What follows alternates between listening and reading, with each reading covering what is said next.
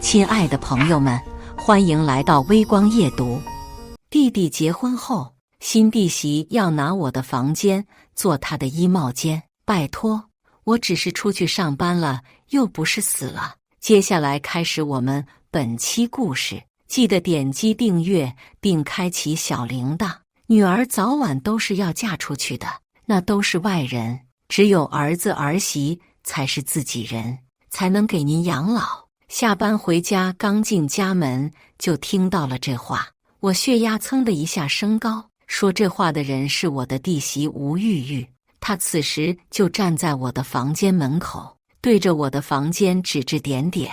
这么大的房间，给姐姐住多浪费啊，还不如给我拿来做衣帽间呢。亮亮房间的衣柜太小了，放不下我的衣服，还有之后宝宝的衣服，那么多怎么放得下吗？妈妈一脸为难，她虽然没有直接答应，可也没有直接拒绝。这是干什么呢？我装没有听见，想着吴玉玉刚嫁过来，我给她点面子，同为女人，互相理解。况且她是未婚先孕，大着肚子嫁进我家，本就受了委屈，我当然要让着她。姐姐回来的正好，吴玉玉满脸喜色。我正准备量一下这房间的尺寸呢，我皱起眉头，有些忍不下去。量尺寸？你要做什么？改衣帽间啊？吴玉玉说的理所当然，理所当然到我以为我不是早上出门上班，刚刚才回来，而是已经死了。这房间给他随意处置呢，这是我的房间，我有点装不下去。为什么给你用？吴玉玉脸色瞬间僵硬。他伸手指着我，嗓音陡然尖锐：“你一个30岁的老女人，一直不结婚，赖在娘家想做什么？亮亮现在结婚了，他就是这个家的男主人，我就是这个家的女主人，这个家哪还有你的地方？”我被吴玉玉这番话镇住了，从没想到会有这么不要脸的人。他和杨亮亮才结婚半个月，家里所有人对他都是客客气气的，谁能想到居然给了他这么大的错觉。这一场闹剧最终以我冷脸回了房间，摔上门结束。吴玉玉，最后再忍你一次。网上有个很火的话题，女儿结婚后娘家还应该给她留房间吗？这间房是不是应该拿来给侄子侄女用？可我家没这个烦恼，因为这套房子是4居室，给未来侄子侄女的儿童房早就留出来了。可我没想到，我的这位弟媳居然要求这么多，还衣帽间，她疯了吗？刚刚进门就想要把我赶出去，凭什么？我还没嫁出去呢，她就想觊觎我的房间。我想着吴玉玉但凡有点脑子，衣帽间的事她就不会再提。谁能想到他反而变本加厉。饭桌上，当着一大家人的面，吴玉玉似乎很不好意思一样开口：“爸，我这肚子一天天带起来，上班通勤太麻烦，想买辆车。”买，弟弟第一个支持，必须买。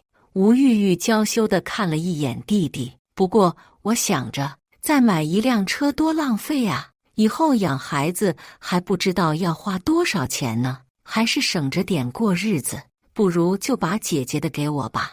我刚刚夹起的一筷子排骨吧唧一下掉到了桌子上。啥玩意？不但想要我房间，还想要我车，下一步是不是就想要我命了？吴玉玉丝毫没有觉得她说的有什么不对，毕竟姐姐是女孩子，早晚是要嫁出去的。到那时，这车还不是要留到咱们家？与其等到那个时候，还不如现在就给我。你没完了是吧？我扔了筷子。之前想要把我的房间改成你的衣帽间，现在又想要我的车，你还想要什么？姐，你这是什么态度？杨亮亮不分青红皂白开始护媳妇。玉玉还怀着孕呢，我就是知道她怀着身孕，所以我一忍再忍。可他这是什么态度？那会想要把我的房间改成他的衣帽间，现在想要我的车，我还没死呢。杨亮亮被我这一嗓子吼得缩了回去，她比我小5岁，从小到大都被我血脉压制。爸妈没有说话，吴玉玉却是丝毫不知道收敛。她哼了一声：“姐，本来我不应该说你，可你这做的也太过分了呀！你说我过分到哪了？”心中默念180遍，不跟孕妇计较。我静静地看着吴玉玉，我倒是不明白，她一个上赶着来抢人家东西的人，怎么好意思说别人过分？姐，咱们都是女人，我完全理解你。虽然你已经30岁了，到现在还没有男朋友，不过我知道你一定能够嫁出去的。但是家里的财产，那都是男人的东西。简单来说，杨家的一切都是亮亮的。你当姐姐的也不好，一直占着弟弟的东西，对不对？什么叫什么都是他的。我深呼吸一口气，我怎么就不知道这家里的一切全部都是杨亮亮的呢？自古以来都是这样。吴玉玉认真地说道，就像我家里的一切都是我弟弟的，我从来没有想过要和弟弟抢。不仅这样，姐姐还应该帮衬着弟弟。爸妈，杨亮亮，你们也都是这样的态度吗？我从来不觉得我家是重男轻女的家庭，从小到大，我的物质生活条件比我弟可好了不知道多少。毕竟我家一直是富养女穷养儿。吴玉玉说的这些话，在我这里完全就是笑话。先吃饭吧。爸爸终于开口，却并不是我想听的话。我有些不高兴，我知道他这是在粉饰太平，就像妈妈今天的态度。她明明也不赞成吴玉玉拿我的房间去改衣帽间，可是她并不会真正的去阻拦吴玉玉。我要是不发火，吴玉玉再强硬一些，恐怕妈妈半推半就的也就答应了。他们就是不表态。见没人搭理他，吴玉玉也安分了下来。他们安安稳稳的吃饭，我却没有了胃口，起身回了房间。上了一天班就够烦的，下班回来还被气了2次，这日子简直是没法过了。我今年28，外企上班，在外怎么着也是一个高薪白领事业女强人。回到家，居然被吴玉玉说成是一个30了还嫁不出去的老女人。也只有杨亮亮那种没有脑子的货才会把吴玉玉当成宝。对于这个弟媳，我一开始并没有什么特殊的看法，不喜欢，但也不讨厌。毕竟又不是我要和她结婚。可今天前后这2件事让我对她的印象差到了极点，又蠢又贪。连着2次被拒绝，我想吴玉玉应该不会再来烦我。我每天早出晚归，也没有时间浪费在她的身上。可我还是低估了有些人的不要脸程度。第2天下班回家，我刚走到客厅，就听见我的房间里面传来了动静。我皱起眉头，我一向不喜欢别人进我的房间，也不会有人在我不在的时候进去。今天这是怎么回事？这样想着，我快速进了房间。眼前所看到的一切让我血压瞬间升高。吴玉玉坐在我的化妆台前，身上穿着我前段时间重金购买的真丝长裙，正拿着我最喜欢的那条珍珠项链往脖子上戴去。台面上我的护肤品和化妆品几乎全被打开，明显的使用痕迹让我无法忽视。我忍不住大喊一声：“吴玉玉，你在做什么？”吴玉玉手一抖，似乎被吓了一跳。谁让你乱动我的东西？愤怒在这一瞬间到达了顶峰。我一忍再忍，换来的是吴玉玉的得寸进尺。这是怎么回事？怎么又吵起来了？或许是这边的动静太大，爸爸妈妈都被引了过来。怎么了？怎么了？你俩又在吵什么？谁让你动我的东西的？我被气得头昏脑胀。吴玉玉是我的弟媳，也算是我的家人。她现在又怀着孩子，我不应该这样和一个孕妇计较。她如果看上了我的什么衣服、化妆品或者是首饰，只要他跟我说，我也愿意给他。可是我不允许有人未经我的同意动我的东西。我没有想到，吴玉玉却根本没有觉得他错了。我不能动吗？吴玉玉无所谓地将那条项链丢到了地上。这个家里的一切都是亮亮的，亮亮的一切都是我的，这些东西都是我的，我为什么不能动？我被这一番强大的逻辑震惊，愤怒渐渐地消失，只剩下了不解。吴玉玉怎么就变成这样了呢？我记得她和亮亮还没有结婚的时候来我家，一副腼腆害羞的样子。当时谁不说她是一个文静的、内向的女生？都说男人结了婚会露出庐山真面目，原来女人也会大变模样吗？弟弟这时下班回家，我扯着他的耳朵，让他好好的看看这一团闹剧。杨亮亮，你还是不是个男人？你连给老婆买衣服化妆品的钱都没有吗？要让他偷偷进我的房间用我的。我不对吴玉玉发火，将所有的怒火都发到了我的亲弟弟身上。可我没想到，正是这句话彻底的激怒了吴玉玉。什么意思？什么叫做偷？吴玉玉盛气凌人地走到我的面前，她愤怒地抬起了手，她居然是想要扇我。在她手扇下来的一瞬间，我往后退去，顺手推了一把我的好弟弟。那一巴掌实实在在地扇在了杨亮亮的脸上，爸妈面色明显一变，吴玉玉却依旧趾高气扬。我说了，这家里的一切都是亮亮的，也都是我的，我用就用了，怎么了？吴玉玉愤怒地扫视一圈，最后眼神直直地落在我的身上。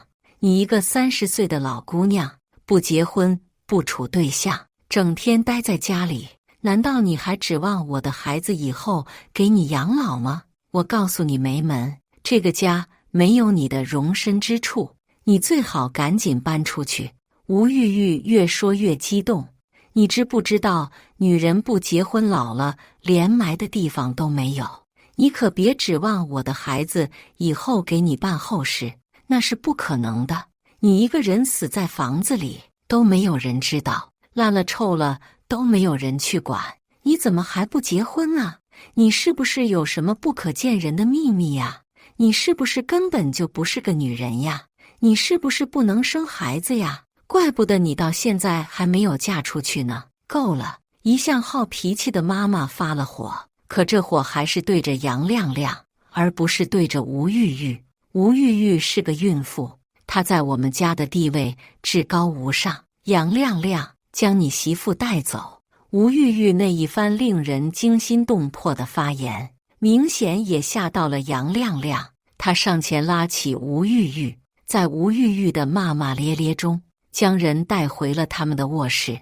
我看着被弄成一团糟的卧室，血压蹭了一下又高了。没办法，我这个人有洁癖，别人用过的东西我是不会再用的，像口红之类的化妆品，我只会觉得脏。看着那一排被人用过且乱七八糟扔在桌子上的化妆品，我心中剧痛，却还是只能将它们全部打包扔了。等到终于收拾好这一切，房门敲响，居然是杨亮亮过来了。我没好气地看着他，把你媳妇哄好了吗？怎么还有时间来看我？姐，对不起。杨亮亮低着头，耸的一批。我也不知道玉玉怎么会变成这个样子，她之前明明不是这样的。你别生气，我跟她说了，她以后不会这样了。我摆摆手，让杨亮亮赶紧滚，糟心的要死。接下来的几天，我都没有碰见吴玉玉，不是我故意躲着她，是我每天加班回来都到11点了，为了不让她继续进我的房间捣乱，我甚至每天出门的时候都是锁着门。真搞笑，明明是在自己家，却还要这么的小心翼翼。我实在是不能允许有人在我的领地里放肆。直到这天难得下了个早班，我回去时就见一家人都坐在餐桌旁，似乎是在等我。我也没说什么，一家人还算其乐融融地吃完了饭。吴玉玉今天难得没有找茬，吃完饭开始商量给吴玉玉肚子里孩子起名的事情。爸爸想叫杨明轩，杨亮亮却觉得杨明为好。妈妈的意思是，孩子毕竟是吴玉玉生的，可以让吴玉玉起，而吴玉玉的意思却是，孩子叫什么不重要，重要的是孩子一出生，名下就得有一套房子。玉玉，你说什么呢？杨亮亮也被吓了一跳，急忙打断吴玉玉。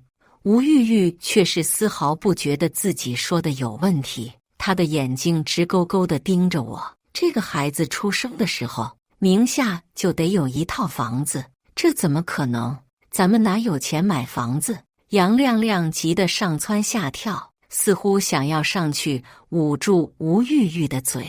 爸妈也皱起了眉头，看着并不高兴。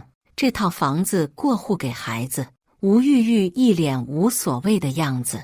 我确定这是你们杨家的大孙子，你们难道不想要孙子吗？孩子当然想要呀，可这关房子什么事？杨亮亮急得不行。媳妇、老婆、祖宗，跟我回去，咱们回房间慢慢说，行不行？这事你好歹跟我商量商量呀，哪有直接要房子的？我不管，这孩子生下来名下必须要有一套房，这房子不是现成的吗？直接过户给孩子不就好了？反正这房子早晚都是你的，你的就是孩子的，为什么不能直接现在就给孩子？这房子是姐的呀！杨亮亮快哭了，他恨不得给吴玉玉跪下。媳妇求你了，给我留条命行吗？吴玉玉突然歇斯底里大喊：什么你姐的？怎么能是你姐的呢？房子怎么可能是你姐的？你在胡说什么？就是我姐的呀！杨亮亮欲哭无泪。结婚前我不是都跟你说了吗？房子和车子都是我姐的，你当时不也没有反对吗？你说你只是想和我在一起，不在乎这些。你还说咱们都年轻，这些东西以后慢慢挣。我没有开口，静静地听着两人说话。这些话的确是他们两个人曾经的对话。那时杨亮亮刚刚大学毕业，我觉得他还很年轻，两个人应该先以事业为主，不赞成那么早结婚。可杨亮亮非说吴玉玉是一个难得的好姑娘，加上没多久以后吴玉玉怀孕，这下不赞成也得赞成了，将人娶进来办了婚事。只是没有想到现在还有这么一遭。可吴玉玉这个时候像是疯了一样，她什么也听不进去，她只是不停地重复着一句话：房子怎么可能会给你姐呢？怎么可能会给你姐呢？怎么可能会给你姐呢？她这个样子疯疯癫癫，我被吓得不轻。吴玉玉就那么喊着，突然她身子一软，晕了过去。这下众人都被吓了一跳，急忙打120，将人送到医院。值得庆幸的是，吴玉玉的身体并没有什么大碍，只是情绪太过于激动，才会突然晕厥。可这也把一家人吓得够呛。病房外，妈妈拉住了我：婷婷，听话，玉玉年轻不懂事，惹到你的地方，你多担待一些。等到过几年，她成熟了，一切都会好的。她现在还怀着孩子，你别老气她。妈，你说今天这事跟我有关系吗？这纯粹是无妄之灾呀！我连一句话都没说，我也觉得冤得慌。一下班回来就被逼着看这么一场大戏，什么也没有说，只是跟着看了这一场热闹。妈妈也没有再说话，或许是她也觉得理亏吧。吴玉玉很快醒了，可她醒了以后不想见自己的老公，也不想见爸妈，她非要见我。她不但要见我，还要指明让我留下来伺候她。大姑子照顾弟媳没有问题，我应该的。别说她生病我照顾她一下，她生孩子坐月子我去伺候也都可以。可偏偏是在现在的这个情况下，我当然不想进去，我生怕他又给我找茬，再次赖上我。但无论是亮亮还是爸妈，谁进去他都会把谁赶出来。无奈之下，我只好走进了病房。吴玉玉脸色并不好，但气势很足，中气十足的样子，一看就不是好人。你有意思吗？一直针对我。我看着吴玉玉，实在想不通。我实在不明白，我跟他有什么样的深仇大恨，让他要一直盯着我。因为我嫉妒你啊！吴玉玉哈哈大笑。大家都是女孩，为什么我们不一样？为什么你能有自己独立的房间？为什么你的房间不用腾出来给你哥哥或者弟弟的孩子？为什么你还有自己的车？为什么你什么都有？为什么我就什么都没有？我在娘家的一切都是哥哥和弟弟的，我什么都没有。他们总说等到我结婚了就好了，等到我结婚了，婆家的一切都是我的。可为什么我结婚之后却不是这样？他们所有人都向着你，凭什么你有这么多人的爱？凭什么连房子都要给你？有没有可能那房子是我买的？我认真地看着吴玉玉，现在住的那套房子是我买的，所以是我的。我开的车是我买的，所以是我的，懂了吗？话不投机半句多。我并没有太多的心思和吴玉玉解释什么。我想说，在我家还没有搬进市里的时候，在我家只有一套自建房的时候，最好的房间要留给弟弟将来娶媳妇用，我的房间也会留给弟弟以后的孩子。我也不会有我的地盘，因为早早就认识到了这一切。我不会从我的父亲手里继承任何一份的财产。我知道那些东西他们不会给我，但本质上也没有多少，所以我也懒得去抢。我只是在赚钱，努力的赚钱。第一桶金我买了一套一居室的房子，那是我永远一个人的地盘。后来工作几年攒了钱，买了如今住的那套房子。我出了大头，爸爸也出了一部分，买了4居室。早就说好了，弟弟结婚后可以住在这个房子里面，也可以出去单买他自己的房子。但这套房子属于我的那一部分，永远不会动摇。房产证上面写了我和爸爸的名字，我拥有这套房子3/4的产权。至于我开的车，自然而然也是我自己买的，爸爸开的车也是我买的。这些事情我家里的人心知肚明，只是有些事情对外没有必要说得太明白，只知道这是我家里的财产，至于具体是谁的，不会细说。但是所有人往往都会认为这些是我爸爸的财产，将来是要留给我弟弟的。我不再理会吴玉玉发疯，我也不想去管她是怎么想的，我只想说，生来优越的人毕竟是少数，大部分人还是自己一步步走出来的。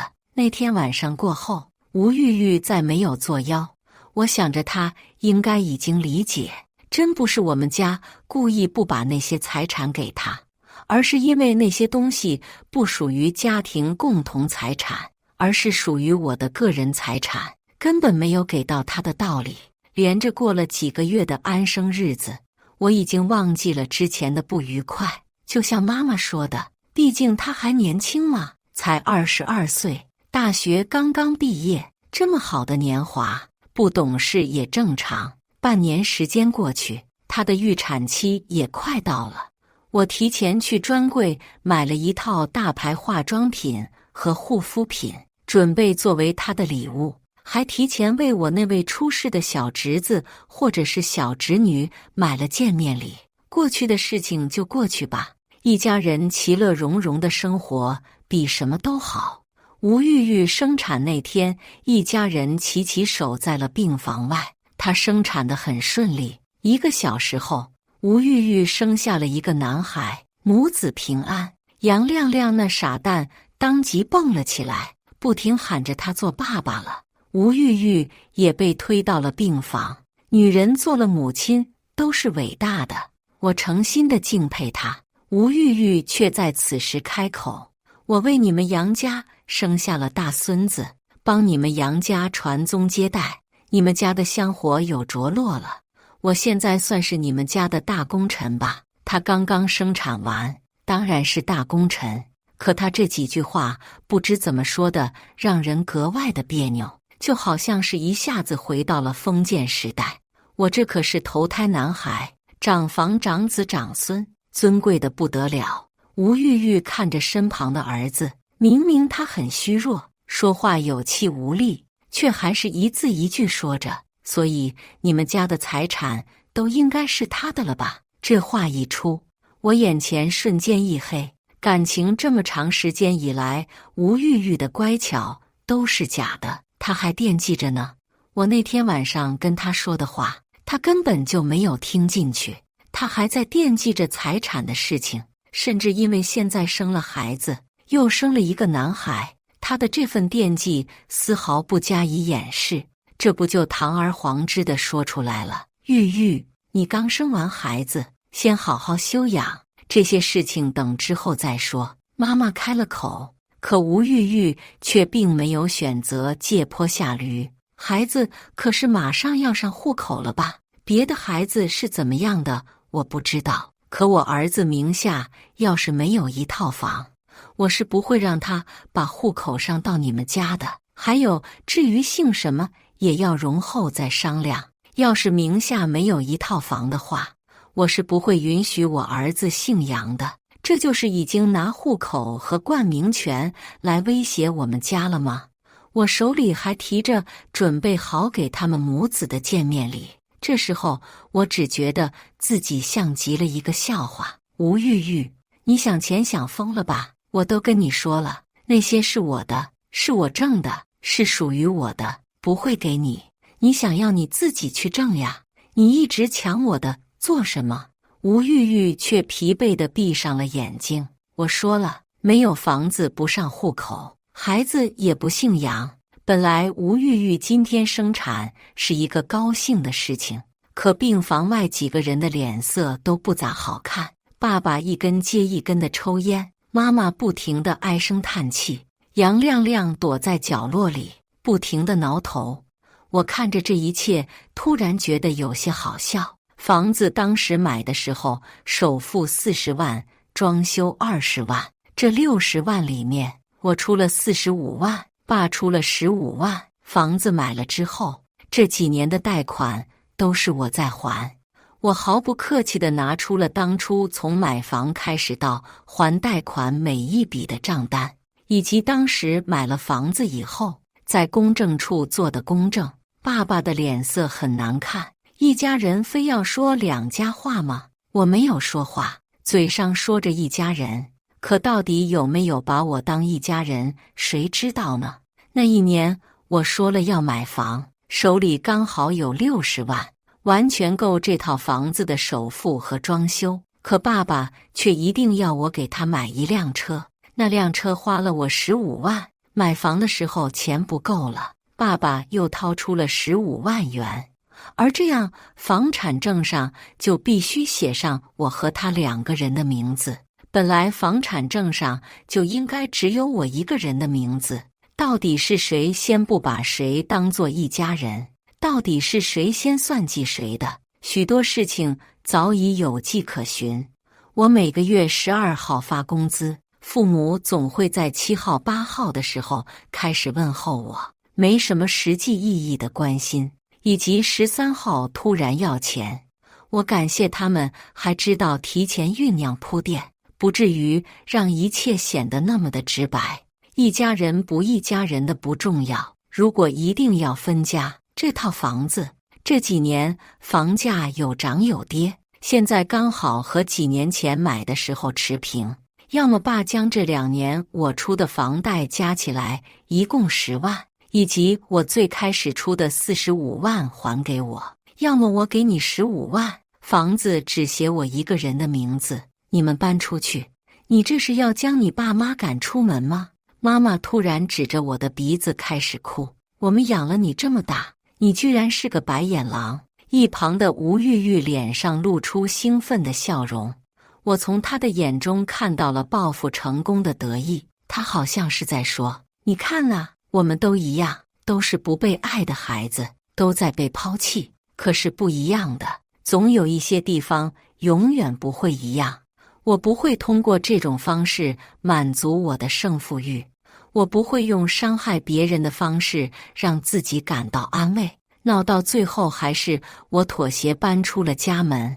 我走的那天，吴玉玉一副打了胜仗的样子，可转天她就笑不出来了。我的那间房住进去了一个陌生人，对外自称是我的男朋友。那人是一个5大3粗的壮汉，脖子上常年挂着一个大金链子，光着膀子，左青龙，右白虎，看着就不是什么好人。我的理念是，既然我不开心，那就谁也不要开心。那大哥不做犯法的事情，他啥也没干，可他就只是住在那间房里。吴玉玉就被吓破了胆。我手机关机，另一处房产谁也不知道，爸妈联系不上我，没办法，他们只好找到了我原本的公司。得到的消息居然是我已经辞职了3年。对，3年前我就已经离职了，我换了工作，可他们谁也不知道。即便有近30年的亲情在，亲缘却始终淡薄。他们不知道我什么时候生病，什么时候病愈，他们不知道我什么时候上班，什么时候下班，也不知道我平时在外面是在忙碌还是在消遣，不知道我在哪里买了房子、车子，不知道我到底有多少钱，什么也不知道。所以我轻而易举的就能够让他们联系不上我，可我却能够看得见他们，看着他们是如何的崩溃难熬。我原本以为吴玉玉只是单纯的贪和蠢，后来她在病房的一番哭诉，我又以为她只是因为原生家庭不幸，在一个重男轻女的家庭长大，所以行为有些偏激。直到某天我并没有去上班，我就躺在我的房间，听着他们一家人在外面商量要怎么继续演戏，才能让我把我的财产交给他们。我的亲生爸妈和我的亲弟弟弟媳聚在一起，谋划着我的财产。他们商量完，一家人其乐融融地出去吃午饭。我在床上躺了很久才下床，等到他们吃完饭回来，以为我今天只是提前下班，我只当作什么事情都没有发生。我早已经习惯了粉饰太平，像小时候无数次，别的女生都说自己生活在重男轻女的家庭之中，我坚定地告诉别人，我没有生活在重男轻女的家庭。我的父母很爱我，弟弟有的我都有，弟弟没有的我也有。可具体我有什么弟弟是没有的呢？我说不上来，当然别人也不会细问。清楚地知道自己过得不幸，却又想假如自己过得很好。我承认我很可笑，可是那又如何？假装的多了，自己也会信。我知道老家的房子没有我的一间卧室，所以我挣钱买了大房子，只想留我的一间卧室，可我留不住。因为我在乎他们，而他们不在乎我，所以他们总能轻而易举地戳伤我。但我绝对不会让我的房间变成别人的衣帽间，我不会让我的书柜放满小孩的绘画本，我不会让我的首饰盒放满小孩子的玩具，我不允许。只不过房本上写了2个人的房子，我单方面一个人没有办法出租或者出售。但同样爸爸一个人也不行，他们只能在那栋房子里面住着，有那大哥在，他们也住得不开心，而我在自己的小天地里面自由快活。这一场闹剧持续了1年的时间，那大哥待在家里其实也不会做什么违法乱纪的事情，我们都是好人。可要知道，吴玉玉连我这个大姑子都容不下，更不要说允许房子有一个陌生人。他们几经周折，终于还是找到了我。毕竟我不可能真正的和他们断开，血缘摆在那里，那是无法避免的事情。爸妈看我的眼神充满了恨意，可能他们想不明白，他们怎么会养出像我这样狼心狗肺的女儿。可能他们会后悔当时怎么没有把我摔死，为什么要把我养大，为什么要让我的翅膀硬起来，为什么要让我现在能够拿捏他们，为什么没有一开始在我15、16岁的时候就把我嫁出去。如果那个时候我就被嫁出去了，我一辈子都拿捏不了他们。可偏偏这个世界上的事情没有如果，爸爸最终妥协，我还给他当年买房子的钱，他们搬走。当年买房，他掏了15万，几年时间过去，这些钱放银行也该有点利息，我给了他20万，而支付给他们的赡养费，我也每月会到账。逢年过节，我也会去看他们，只是大概率不会过夜，毕竟那里不会再有我的房间，这是我早就预料到的。因为从小到大一直有人告诉我，我一定要快点结婚，不然等到以后弟弟结婚了，这个家里就没有我的位置了。事实果真如此。